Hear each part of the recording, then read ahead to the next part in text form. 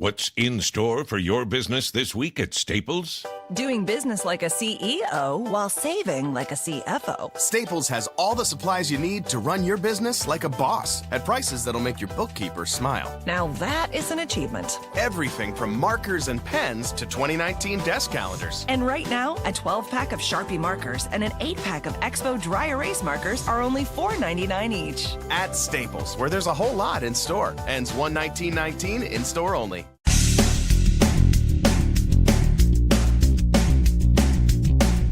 This is No BS Job Search Advice Radio, episode 1351. I'm Jeff Altman, the Big Game Hunter, and welcome to Monday. You know, this is Dr. King's birthday, the celebration of his life, and a day that, frankly, I remember vividly as a young boy. Oh, I shouldn't say young boy, as a teen.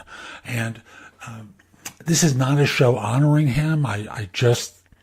I thought I would just release another show today, and listen to it when you can, okay?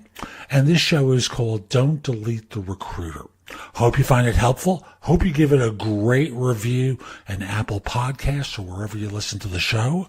And now, let's get going. Today I want to talk with you about what I'll nickname Don't Delete the Recruiter. Now, let me explain what triggers this one. You know, sometimes every time I get a new requirement, I have a database, and I'll send an email out to people in my database who fit the skills of the requirement.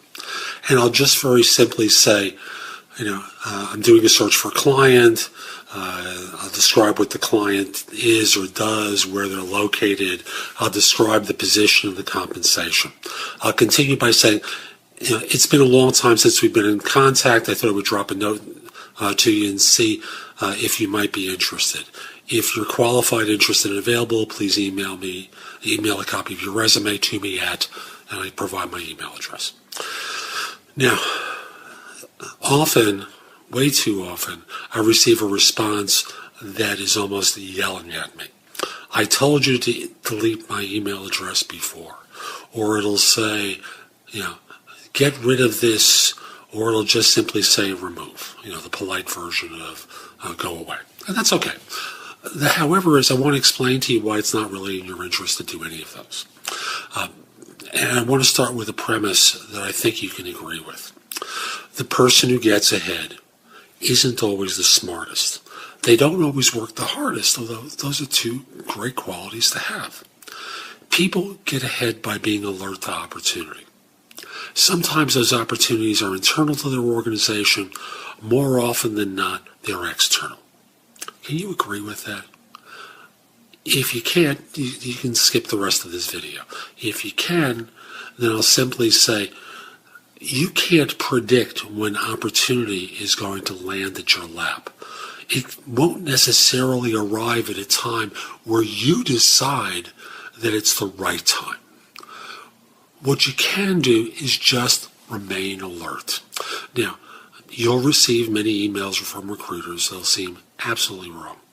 And I'll speak of myself early in my career where, again, I've been doing this for more than 40 years now. When I was in my first or second year, and sometimes later, I would contact someone who in no way, shape, or form fit a job because I just didn't know any better. I was still learning my craft. And yet at the same time, many of these opportunities I presented eventually wound up being right for someone. Does that mean you should be abusive to the recruiter if they make a mistake or if they contact you at the wrong time? No, of course not. Does it mean that you have to say yes to everything that's offered up to you? Of course not. However, the only way you can know about these opportunities is if you read the email or listen to the phone call that you get. Sometimes you'll want to take another step. Sometimes you'll simply say, this is all you have to say, I'm not interested in this.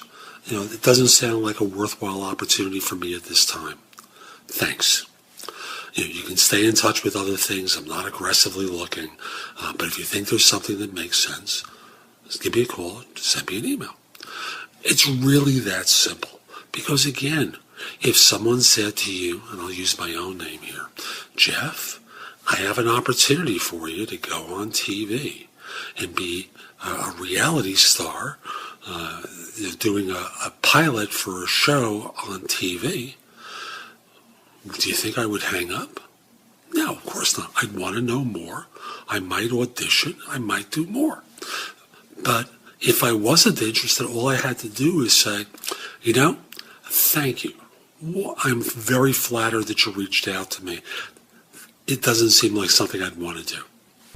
So that's today's show. I hope you found it helpful. And if you did, here are a few ways to get even more from me.